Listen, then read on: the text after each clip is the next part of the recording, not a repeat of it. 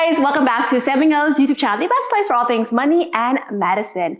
Do you ever feel like your work schedule is unmanageable? Do you say yes to every new project that comes your way? Do you usually stay up late to catch up on your charting? If this sounds like you, I can relate. And you're probably feeling overwhelmed and out of control. How do you fix this? Well, let's first identify the problem. It's you. You are the problem. Your work habit sucks and it's not even your fault. You have been conditioned to be a people pleaser, which has turned you into a workaholic. While being kind and helpful is generally a good thing, going too far to please others can leave you feeling emotionally depleted, stressed, and highly anxious. In this video today, we're going to learn how to fix your habits by setting boundaries in the workplace. We're going to learn to train people how to treat us professionally. Tony Gaston once said, you teach people how to treat you by what you allow, what you stop, and what you reinforce. Here are some ways to set healthy boundaries in the office or in the OR or in the hospital so you can work smarter, gain the respect that you deserve, and increase your productivity. Let's talk about availability. And there are more than one type. There is availability while on duty, availability on the weekends, and availability on vacation. And availability doesn't refer only to your physical presence. Your mental availability may be the most important of all. How many times have you seen your coworkers scarf down their meal while quickly charting away at their desk? This may be common in medicine, but it's not right. But why do we all do it? Why is eating at your desk totally normal? Well, it's no secret that hospitals and clinics are notorious for understaffing. As a result, we feel the urgency to do the work of two people alone.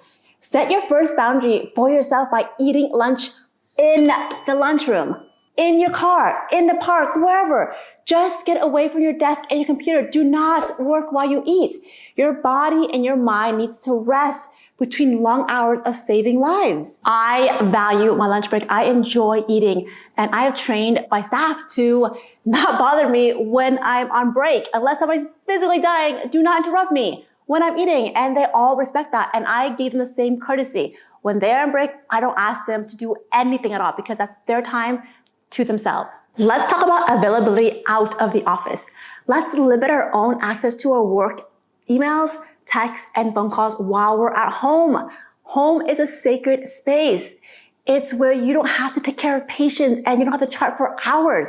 I don't respond to texts, emails, or calls when I'm not working. Sure, my coworkers may text me here and there to request a switch in shift, but that's the extent of it. I don't chart at home. I don't return patients' calls on my personal cell phone, and I don't require any of those sexual harassment online trainings at home. Unless I can bill for those work hours, I refuse to work for free. But reality check, this wasn't always the case back then. As a new grad, I took everything, and I mean everything, home. I spent 2 hours every night charting while I ate my dinner. And I reviewed patients' labs before my morning shift. I verified stat labs on the weekend. This was a recipe for early burnout. I would say it took me about 5 years into my career before I felt confident enough to say, no, I will not be doing that. Here's the kicker. These were toxic working habits, and I knew it back then, but I just didn't do anything about it. I glamorized the grind, and I respect people who hustle to make it. I really blame my parents, but I also blame the American society. I thought I was doing well if I was going above and beyond. It was always above and beyond. In reality, I was just overcompensating for my lack of experience and my lack of confidence. Working unpaid overtime didn't make me a better employee, nor did it make me a better clinician. I didn't get a bigger raise for overperforming. In fact, my employers didn't even know I was clocking in all those extra hours at home. And my patients, they didn't know I reviewed all the labs the night before. And nobody gave me a pat on the back or threw me a surprise party for being Employee of the Year. You know what I got instead? A whole lot of burnout with a side of bitterness. I wore that on my sleeve every single day for a really long time. So do yourself a favor and only work when you're at work. Work efficiently and maximize the time that you're in the office. If you want to learn more about how to work more efficiently in medicine, comment below and we can address this whole entire topic the next time. Availability on vacation. You can probably guess my perspective on availability while on vacation. I love my me time. My vacation time is my favorite time. And I firmly believe you only work when you're at work. What's the point of taking a break if you're just going to chart, answer emails? And while we're at it, how about you plan your vacation right now? Pandemic or not, healthcare workers need to rest, recover, and recharge. Switch your perspective to view rest and work as equally important. Don't overvalue work and in turn undervalue rest. Taking some time off to give you space to assess your current work environment. Switch your perspective to view rest and work as equally important. Don't overvalue work and in turn undervalue rest. No. Taking some time off gives you the space to assess your current work environment and make adjustments as necessary. Without taking time to reflect, you run the risk of maintaining your toxic work habits and structures that aren't making you more efficient. A rest day or a week or 2 weeks or even 3 weeks is a good time to celebrate your accomplishment and refresh your sense of purpose. So when you do return to work, you feel a renewed motivation to get things done. Here's how I set boundaries when I'm on vacation. I tell my coworker or my boss that, hey, when I'm on vacation, I will not have access to my work laptop. I'll ask a coworker to review all my task box daily and address all urgent matters immediately. All the non-urgent tasks can wait until I return to the office to complete. They do this favor for me, and in return, when they are on vacation, I provide the same courtesy to them. And nobody's died since I've been on vacation, and it's worked out completely fine. No dead patients, so we're happy with that. Aside from availability, it's important to set interpersonal boundaries. These are boundaries you set between yourself, your colleagues, and your boss or bosses that assist you in training people how to treat you well. Say no to projects when your workload is already filled is very important. For most of us, saying no doesn't come naturally. Even for me, when I say no, I do this. No, I don't know why I do that, because I feel lousy disappointing a colleague or guilty for turning down my boss or anxious for letting my team down. Trouble is, agreeing to precept multiple PA students and working overtime and training new hire just leaves me feeling stretched and stressed. You do not have to be a hero at work. Stretching yourself too thin will not allow you to yield your best performance. And if you're really not ready to say no, make sure you ask for help. That's the least you can do. Ask for help.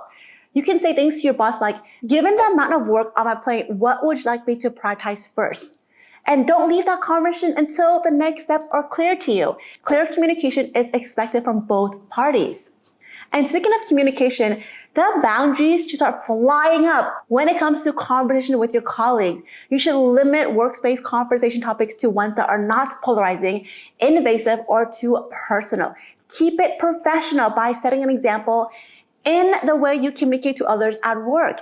Skip the profanity and skip the club stories. Nobody needs to hear about all your party days, okay? And if someone steers from the conversation in that direction, it is okay to gently say, hey, that's not work appropriate, man, and smile and walk away. You don't have to make it a big deal. Of course, if someone crosses that line with inappropriate or harassing behavior, then it is a big deal, and you have to address it with your boss or with HR.